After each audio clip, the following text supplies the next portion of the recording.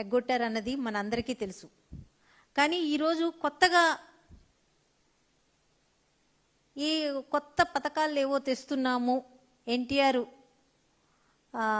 కళ్యాణ లక్ష్మి, ఎన్టీఆర్ విద్యాలక్ష్మి అనే పథకాలు కొత్తగా ఏదో తెస్తున్నట్టు, కొత్తగా ఏదో పథకాలని అమలు చేస్తున్నట్టు, మహిళల్ని ఏదో ఉద్ధరిస్తున్నట్టు ఈరోజు వాళ్ళు ఇస్తున్న హడావుడి హంగామా ఇంత అంతా కాదు. ఇదే వైఎస్ఆర్ కళ్యాణమస్తు షాదీ తోఫాకి 427 కోట్ల రూపాయలు డైరెక్ట్గా ఎవరైతే అర్హులై ఉంటారో వాళ్ళ అకౌంట్లోకి వెళ్ళి పడేది. ఎవరైతే కళ్యాణం చేసుకోవాలి, షాదీ తోఫా చేసుకోవాలి అన్న ఎస్సీ ఎస్టీ బీసీ మైనారిటీలకి పథకాలు అందజేసేవారు. కానీ ఈరోజు ఆ పథకాలన్నిటిని పూర్తిగా తుంగలో తొక్కారు.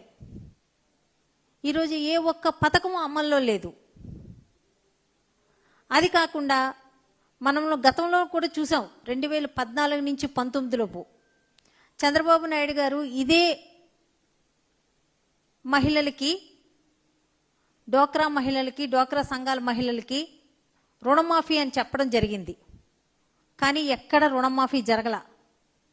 5 ఏళ్ల కాలంలోన డోక్రా మహిళలు ఆయనకి ఏ రోజు గుర్తురాల. గతంలోనే ఇలాగే మోసం చేశారు. ఇప్పుడు కూడా సూపర్ 6 అని పెట్టారు. జగన్మోహన్ రెడ్డి గారు అందజేస్తున్న పథకాలకి ఆంధ్రప్రదేశ్ శ్రీలంకగా మారిపోతుందని చెప్పిన వ్యక్తి, నేను జగన్మోహన్ రెడ్డి గారు ఇచ్చే పథకాల కన్నా నేను ఎక్కువ ఇస్తానని చెప్పి మళ్ళీ అదే మాట పలికి సూపర్ 6 అని ఒక పేరు ఒకటి పెట్టుకొని రావటం జరిగింది. ఈరోజు డ్వాక్రా మహిళలకి ఏ రకంగా వాళ్ళకి అన్యాయం జరుగుతుంది అని అన్నది ఆంధ్ర రాష్ట్ర ప్రజలందరూ గమనించాలి. ఎందుకంటే ఇంట్లో ఎంతమంది మహిళలు ఉంటే అంతమందికి 18,000 చొప్పున శ్రీనిధి కింద ఇస్తాను అని తెలియచేయటం జరిగింది.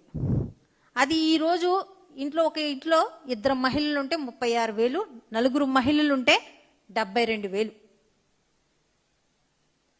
కానీ ఇది ఇంతవరకు అమలు చేయలేదు, అమల్లోకి రాలేదు. అలాగే 19 ఏళ్ళ నుంచి 59 ఏళ్ళు ఉన్న మహిళలకి ప్రతి నెల 1,500 చొప్పున మహిళలకు అందజేస్తామని చెప్పి అదే సూపర్ 6లో పెట్టడం జరిగింది. అది కూడా తుంగలో తొక్కారు. అది కూడా మహిళలకు వెన్నుపోట పొడిచారు. అలాగే ఇప్పుడు డోక్రా మహిళలు పొదుపు సంఘాల్లో దాచుకుంటున్న డబ్బులు ఏ రకంగా మోసం చేస్తున్నారు అన్నది ఈరోజు ఆంధ్ర రాష్ట్రంలో ప్రజలు గమనించాలి. ఈరోజు ఆర్బీఐ బ్యాంకుకి విరుద్ధంగా, చట్టానికి విరుద్ధంగా ఈరోజు వీళ్ళు కొత్తగా పెడుతున్న ఎన్టీఆర్ కళ్యాణ లక్ష్మి, ఎన్టీఆర్ విద్యాలక్ష్మి వీటికి 4% వడ్డీ కింద బ్యాంకుల నుంచి వీళ్ళు తీసుకోవడం జరుగుతుంది. బ్యాంకుల నుంచి 4% వడ్డీకి ఈ విద్యాలక్ష్మి, కళ్యాణ లక్ష్మికి మహిళలకు అందజేస్తారంట 4% వడ్డీకి. కానీ వీళ్ళు బ్యాంకు నుంచి ఎంత వడ్డీకి తెస్తున్నారయ్యా అని అంటే 7% వడ్డీకి తెస్తున్నారు. అంటే 7% వడ్డీకి వీళ్ళు బ్యాంకుల నుంచి తీసుకొచ్చి, అది ఎవరు డబ్బులయ్యా అంటే డ్వాక్రా మహిళలు పొదుపు సంఘాల ద్వారా 12 ఏళ్ల నుంచి పొదుపు చేసుకుంటున్న డబ్బులు, పొదుపు సంఘాల మహిళలు దాచుకుంటున్న, పొదుపు చేసుకుంటున్న డబ్బుల్ని వీళ్ళు ఎన్టీఆర్ కళ్యాణ లక్ష్మి, ఎన్టీఆర్ విద్యాలక్ష్మికి 1000 కోట్లు, సంవత్సరానికి 500 కోట్లు చొప్పున ఈ 2 పథకాలకి 1000 కోట్లు వీళ్ళు బ్యాంక్ నుంచి 7% వడ్డీకి తీసుకొని విద్యాలక్ష్మి, ఎన్టీఆర్ కళ్యాణ లక్ష్మి, ఎన్టీఆర్ విద్యాలక్ష్మి కింద అది 4% వడ్డీకి మళ్ళీ ప్రజలకే అందజేస్తారంట. అంటే వీళ్ళు ఒక్కొక్కరి దగ్గర 4% డబ్బులు అంటే ఉచితంగా అందించవలసిన విద్యాలక్ష్మి కళ్యాణలక్ష్మి పథకాలని వడ్డీకి వీళ్ళు ఇవ్వడమే కాకుండా పొదుపు సంఘాల మహిళలు దాచుకుంటున్న డబ్బుల్ని 7% వడ్డీకి బ్యాంకుల నుంచి తీసుకొచ్చి ప్రజలకి 4% వడ్డీకి ఇస్తే అక్కడ తక్కువ వడ్డీకి ఎక్కువ వడ్డీకి తెచ్చి తక్కువ వడ్డీకి ప్రజలకి ఇస్తే మరి ఆ పొదుపు సంఘాల మహిళలు దాచుకుంటున్న డబ్బులకి ఎవరు సమాధానం చెప్తారు? ఇప్పుడు 7% మీరు తీసుకొని 4%కి ఇస్తే ఇది ఎక్కువ వడ్డీకి తీసుకొని తక్కువ వడ్డీకి ఇవ్వడం వలన ఆ సంస్థ నష్టపోతుంది కదా. ఆ శ్రీనిధి అన్న సంస్థ పూర్తిగా నష్టాల పాలైపోతుంది. మరి పొదుపు సంఘాల ద్వారా డ్వాక్రా మహిళలు దాచుకుంటున్న డబ్బులు ఈ డబ్బులకి రేపు పొద్దున ఎవరు సమాధానం చెప్తారు? ఇదే షాదీ తోఫా వైఎస్ఆర్ కళ్యాణ లక్ష్మి వైఎస్ఆర్ షాదీ తోఫాకి 427 కోట్ల రూపాయలు జగన్మోహన్ రెడ్డి గారి హయాంలోన మహిళలకు అందజేసేవారు, ఫ్రీగా అందజేసేవారు. ఉచితంగా ఇవ్వటం మూలన వాళ్ళు ఎంతో ఆర్థిక స్వలంబన అన్నది పొందేవారు. కానీ అయ్యే పథకాలకి పేరు మార్పిడీలు చేసి వడ్డీలకి డబ్బులు ఇచ్చి అది గవర్నమెంట్ నుంచి మీరు ప్రొవైడ్ చేస్తే బాగుంటుంది. కానీ ఇంకో సంస్థ ఇంకో మహిళలు దాచుకుంటున్న డబ్బుల్ని దోచేసుకొని ఇటు మళ్లించడం ఏంటి? అసలు ఇంతకన్నా దుర్మార్గం ఏమైనా ఉంటుందా? ఇంతకన్నా దాష్టికం ఏమైనా ఉంటుందా? ఇదేం పాలన? మహిళల్ని పూర్తిగా మోసం చేస్తున్నారు. గతంలోన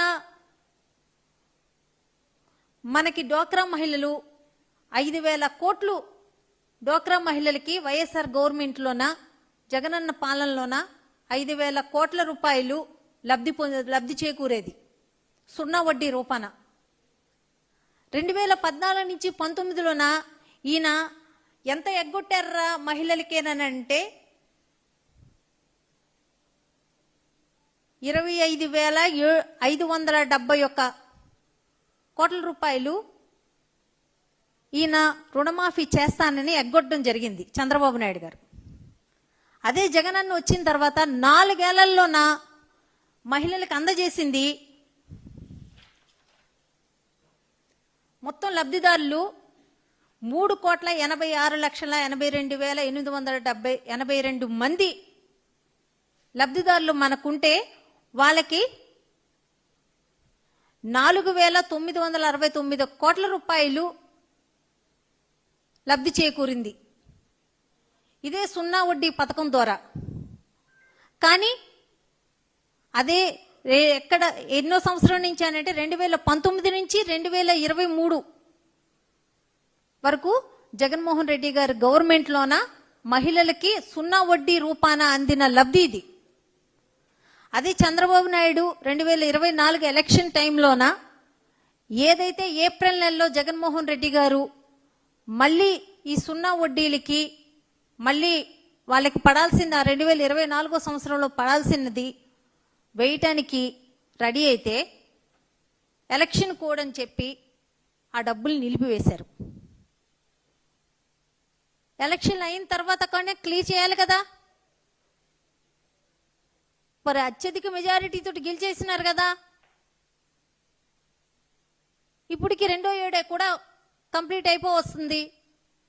మరి 2024లోన జగన్మోహన్ రెడ్డి గారు ఈ సున్నా వడ్డీ ఆ సంవత్సరం వేయాల్సిన డబ్బుల్ని పెడితే దాన్ని ఎలక్షన్ కోడ్ అని ఆపిన చంద్రబాబు నాయుడు మరి అది పూర్తి చేయాలి కదా.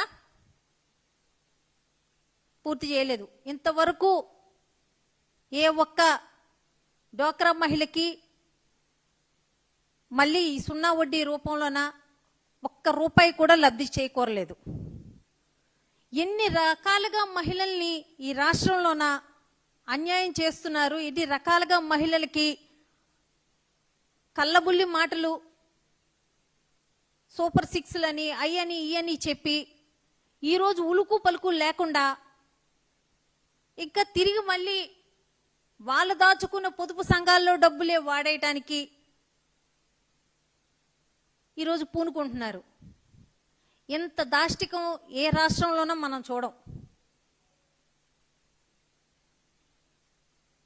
ఈరోజు ఆంధ్రప్రదేశ్లోని మహిళలందరూ భస్మాసుర హస్తంలాగా వాళ్ళ నెత్తి మీద వాళ్ళు చేయి వేసుకున్నట్టు ఈరోజు ఈ కూటమి నాయకులకి, ఈ కూటమి ప్రభుత్వానికి ఓటేసి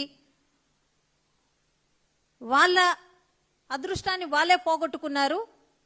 వాళ్ళ పతనాన్ని వాళ్ళే తెచ్చుకున్న విధానంలో ఈరోజు ఉంది. ఎందుకంటే ఎన్ని కోట్ల మంది ఈరోజు 1,80,00,000 మంది ఈరోజు సున్నా వడ్డీదారులు ఉండడం జరుగుతుంది. మహిళలు మనకి ఎంతమంది మహిళలు దాచుకున్న 12 ఏళ్లుగా దాచుకున్న డబ్బులు ఈ రకంగా దోచేయడానికి వాళ్ళు పూనుకున్నారు అని అంటే ఈ రాష్ట్రం ఏ రకంగా ముందుకు పోతుంది, ఏ రకంగా మహిళలను మోసం చేస్తుంది అన్నది ముఖ్యంగా మహిళలు గమనించాల. ఇది ఫీజు రియంబర్స్మెంట్ లేదు, ఆరోగ్యశ్రీ పోయింది, చేయూత పోయింది, సున్నా వడ్డీ పోయింది, కాపు నేస్తం పోయింది, ఈబీసీ నేస్తం పోయింది. ఇన్ని రకాలుగా మహిళలు మోసం చేస్తున్నారు. దయచేసి మహిళలందరూ గమనించాలా. ఈ కూటమి నాయకులు ఏ రకమైన దాష్టికానికి వీళ్ళు పూనుకుంటున్నారు అన్నది గమనించకపోతే రాబోయే రోజుల్లోన ఇంకా ప్రమాదకరమైన పరిస్థితులు మనం ఎదుర్కోవాల్సి వస్తుంది.